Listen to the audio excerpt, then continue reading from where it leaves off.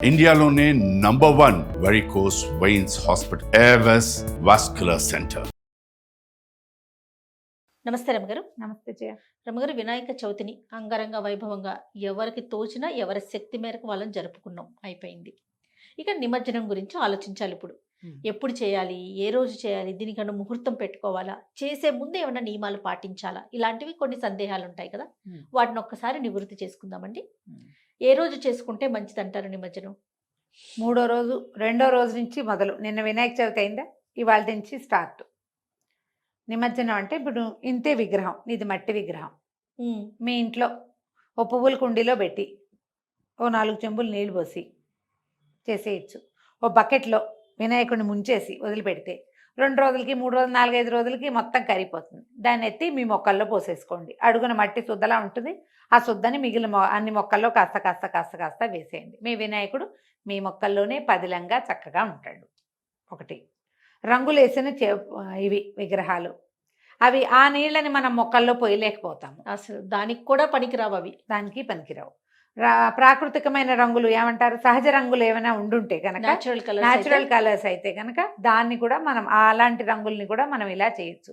ఇప్పుడు 2వ రోజు, 3వ రోజు, 4 చెయ్యరు, మళ్ళీ 5వ రోజు, తర్వాత 7 లేదా 9వ రోజు. 2వ రోజు చేస్తామా రమ్మగారు? చేస్తాం. నిన్న కదిపేస్తే ఇవాళ చేసుకోవచ్చు.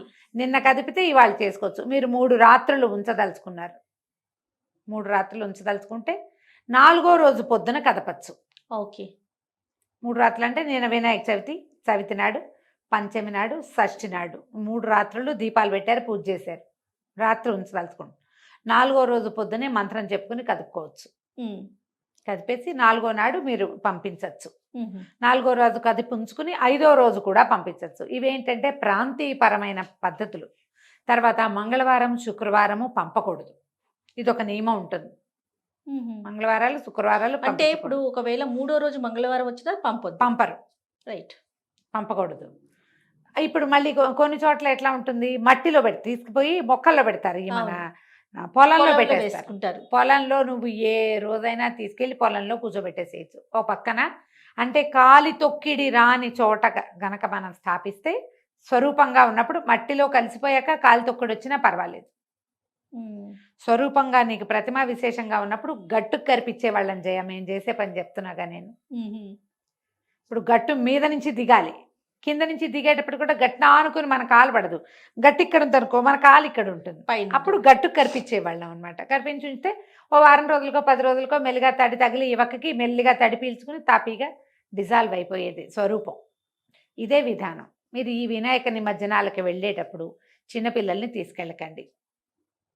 ఒకవేళ హైదరాబాద్లో కనుక హైదరాబాద్లో కూడా 5-6 చోట్ల వేరు చోట్ల నిమజ్జనాలు చేస్తున్నారు. ఒకటి హుస్సేన్ సాగర్కి వెళ్తారు, రెండోది ఐడియల్ చెరువు ఆ వైపుకి వెళ్తున్నారు. మీరు వెళ్ళే ప్రాంతాన్ని బట్టి ఎక్కువ మంది జనం ఉంటే తల్లిదండ్రులు లేకుండా చిన్నపిల్లల్ని పంపద్దు. చుట్టుపక్కల ఫ్యామిలీస్తో కలిపి పంపితే ఆ ఉన్న హడావిడిలో వాళ్ళు మీ పిల్లల్ని టేక్ కేర్ చేయగలరా చేయలేరా అనేది చెప్పలేకపోతాం. బాగా పెద్ద పిల్లలు అయితే పర్వాలేదు, కాకపోతే చూసుకోండి ఎలాంటి ప్లేస్కి వెళ్తున్నారు, ఎవరితో వెళ్తున్నారు, కొంచెం జాగ్రత్త పడండి. ఇలాంటప్పుడు తొక్కిసలాటలు జరగడానికి, గొడవలు జరగడానికి ఎక్కువ అవకాశం ఉంది. మీ ఫ్యామిలీ గుంపే వెళ్తున్నాము అంటే మీ పిల్లల్ని మీతో తీసుకెళ్ళచ్చు. సాధ్యమైనంత కేర్ఫుల్గా వెళ్ళండి. వినాయక నిమజ్జనం సాయంత్రమే చేయాలన్న నియమం లేదు. పొద్దున్నే ఎవరు ఉండరు, జనాలంతా లేవరు కాబట్టి తెల్లవారే తీసుకెళ్ళి నీటిలో ప్రవేశం చేయించినా తప్పులేదు. పొద్దున్నే వెళ్ళచ్చు, తప్పు ఏమీ లేదు. మీరు మీ ఇంట్లో కదపటమే నియమం. మన ఇంట్లో ఎప్పుడు కదిపామో అదే నియమం, కానీ నువ్వు ఏ టైంకి తీసుకెళ్ళావు అనేది నియమం కాదు. ఓకే. నీళ్లలో పెట్టడానికి ఏమీ ఇబ్బంది లేదు, ఆలోచించి చేయండి. దీంట్లో మీరు గేటెడ్ కమ్యూనిటీస్లో బయలుదేరి తీసేటప్పుడు పెద్ద పిల్లలు, చిన్నపిల్లలు ఓ 3 జట్లుగానో 2 జట్లుగానో వెళ్తారు. పిల్లల్ని, ఆడపిల్లల్ని జాగ్రత్త. గబుక్కున గుంపుల్లోకి వాటిలలోకి పంపించద్దు. అండ్ ఎక్కడికైనా పంపించేటప్పుడు మంచినీళ్ళు ఇచ్చి పంపించండి, బాటిల్ లేకుండా పంపద్దు. బయట ఎక్కడైనా నీళ్లు తాగితే వర్షాకాలం ఇప్పుడు చాలా సమస్యలు వచ్చే అవకాశం ఉంది. ఎక్కడా బయట నీళ్లు తాగకూడదు. ప్రసాదాలు కూడా అందరు ప్రసాదాలు పంచిపెడుతూనే ఉంటారు. నిరుడు చెప్పచ్చో చెప్పకూడదు, వినాయక చవితి ప్రసాదాలు తిని డిసెంట్రీ పట్టుకున్న వాళ్ళని చాలా మందిని చూసాం. అదేలేండి. ఏంటంటే వెళ్తారా అందరూ పెట్టేస్తారు, పాల తాలికలు పెడతారు, పులిహారలు పెడతారు, చేతులు ప్రధానంగా పలుపులు, ప్రసాదంలో కల్తీ అని అంటానికి వీల్లేదు. చేతులు అన్ని రకాల చేతులు. ఓ పక్కన డ్యాన్స్ ఆడతారు, ఈ మట్టి ముట్టుకుంటారు, వాళ్ళని వీళ్ళని ముట్టుకుంటారు, ఈ కర్రలు పట్టుకుంటారు, మధ్యలో కోలాటాలు, తల కట్టుకుంటారు, జుట్టులో చేతులు పెట్టుకుని జుట్టు సరి చేసుకుంటారు, తర్వాత ప్రసాదంలో పెడతారు చేయి. అవును. ఇన్ని చేతులు ఇన్ని చోట్లకి మారిన చేతులు అందులోకి వెళ్ళి అది పొట్టలోకి వెళ్ళేసరికి ఏమొస్తుంది ఖచ్చితంగా. కదా. జాగ్రత్త. ప్రసాదం తినద్దు అని చెప్పలేం, నేను కూడా చెప్పట్లా, అవును. కానీ జాగ్రత్తగా ఉంచండి. అంత ఏజ్ తెలియని పిల్లల్ని గబుక్కన పంపించద్దు. కొంతవరకు వెళ్ళాక మళ్ళీ వెనక్కి తీసుకొచ్చేసండి. ఈ తీన్మార్లు అవన్నీ చూస్తే పిల్లలకు చాలా ఆసక్తికరంగా ఉంటుంది. మనమే తీసుకెళ్ళి దిగబెట్టాలి అని అనుకుంటే కనుక ముందే చెప్పాను, ఎర్లీ మార్నింగ్ వెళ్ళటము బెస్ట్ టైమింగ్. పొద్దున్నే లేవటం, వినాయకుడిని మీ దగ్గర ఏ వాహనం ఉంటే ఆ వాహనం మోసుకెళ్ళిపోవటం, చక్కగా దింపేసి ఒక దండం పెట్టుకుని మళ్ళీ రా వచ్చే సంవత్సరం చేసుకుంటాం నీ పూజని చెప్పుకుంటే సరిపోతుంది. ఇంట్లో Careful కదిపే గా. ముందు కూడా దీపం వెలిగించాలి కదా రమ్మగారు. దీపం వెళ్ళాలి ఇంట్లో. ఏం మంత్రం చదువుకోవాలి? కలిపేటప్పుడు మామూలు దీపారాధన చేసుకుని అగరబత్తులు చూపించి పంచోపచారాలు చేయటం, 2 పువ్వులు పెట్టడం, తర్వాత ఏదైనా నివేదన మనం ఏం చెయ్యొచ్చు వినాయకుడిని కదిపేటప్పుడు పెసరపప్పు, ఏమంటారు వడపప్పు, ఒక కొబ్బరికాయ కొట్టడం, తర్వాత కొంచెం పానకం నివేదన చేయటం, అన్నప్రసాదమే చేయకరా, పులిహోర లాంటివి చేస్తే మంచిదే, ఓకే. లేకపోతే ఇలా కూడా చేయొచ్చు. చేసేసి తాంబూలం పెట్టి హారతి ఇచ్చేసేయాలి. హారతి ఇచ్చాక మనం ఆ దేవుణ్ణి పట్టుకొని ఒక మంచి శ్లోకం ఉంటుంది. ఈ వినాయక చవితి పుస్తకాలలో చివర కనపడుతుంది, యజ్ఞేన యజ్ఞమైదంత జైవాహ. స్పీడ్గా చదివి ఇలా చెప్పాలంటే నేను చెప్పలేకపోతున్నాను.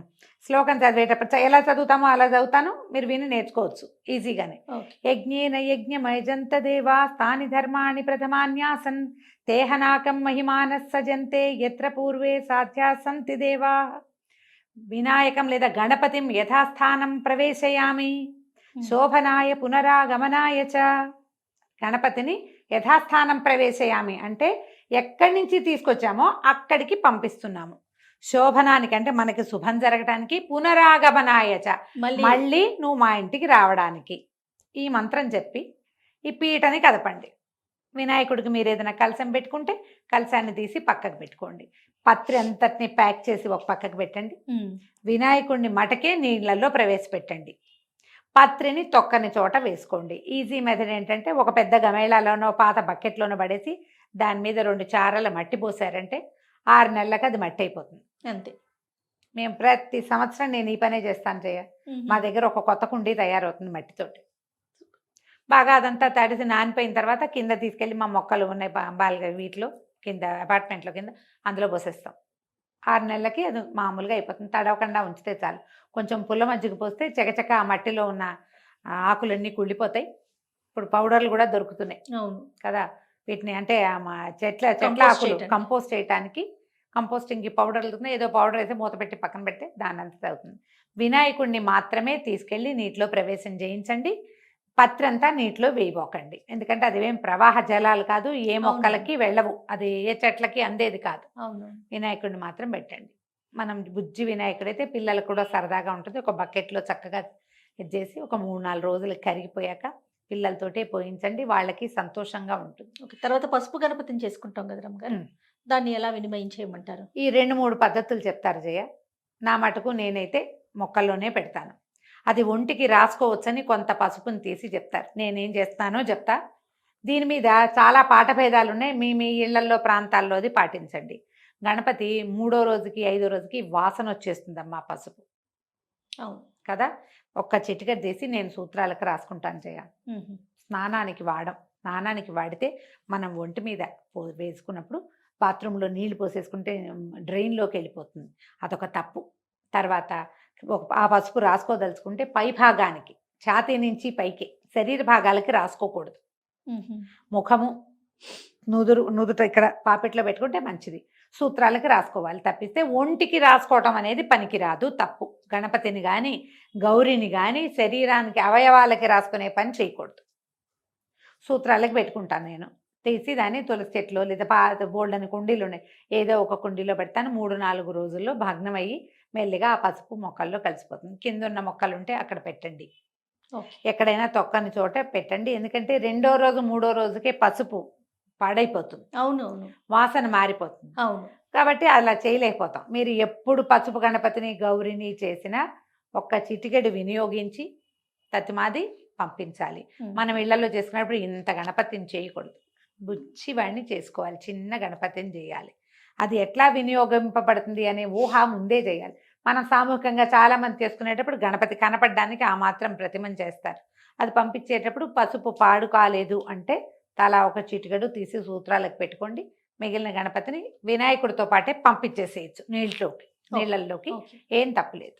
తర్వాత అక్షితలకి మనకి ప్రత్యేకంగా మనం దాచుకుంటాం కదా రమ్మగారు, మీరేం చేస్తారు? ఒక తమలపాకులో పోసి పక్కన పెట్టుకుంటాను జయ. ఇవాళ పొద్దున కూడా నెత్తి మీద వేసుకున్నాను. ఈ 9 రోజులు నేను వేసుకుంటా. ఒక డబ్బాలో పోసి పెట్టుకుంటే ఏదైనా ముఖ్యమైన పని మీదకి వెళ్ళేటప్పుడు వినాయకుడిని తలుచుకుని 2 అక్షంతలు నెత్తి మీద వేసుకుంటే సరిపోతుంది. సంవత్సరం అంతా కూడా వాడుకుంటూ ఉంటారు. అన్నాళ్ళు ఉండవు, ఆ లోపల ఎన్ని అయిపోతుంది. రోజులు? ఎప్పటికొస్తే అప్పటికి. రైట్. ఈ 9 రోజుల్లోనే సగం ఖర్చు పెట్టేస్తాను నేను. అదేలే. ఎందుకంటే రోజువారీ పూజ అది చేయటం లేదు, మామూలుగా చదువుకోవటమే. అవునవును. అందుకని నేను తల మీద వేసుకుంటాను. ఇంకొక విషయం రమ్మగారు, పాలవెల్లికి మనము పళ్ళు కడతాం, ఫ్రూట్స్ అన్ని కట్టుకుంటాం కదా, అవి మనమే తినాలి, మన కుటుంబం మన సభ్యులే తినాలి, అట్లా ఏమీ లేదు. ఒకవేళ పళ్ళు కడితే పువ్వులని ఎండిపోతే వాటిని పత్రితో పాటు పంపించేయండి. అవును. ముళ్ళకాయలు కడతాము వాటికి, జిల్లేడు తర్వాత ఏమో మారేడుకాయలు, అవును. మొక్కజొన్న పొత్తులు ఎండిపోతాయి, అన్నీ పంపించేయండి. పళ్ళు బాగుంటే ఆ పండు చక్కగా తరిగి నోట్లో వేసుకోండి, మీరు తినచ్చు, ఎవరికైనా పెట్టచ్చు. అదేదో ప్రసాదం అని మన ఇంట్లో వాళ్ళు తింటేనే వస్తుంది, అలా ఏమీ లేదు. ఓకే, పర్వాలేదు. రైట్ రమ్మగారు, నమస్తే. నమస్తే జయ.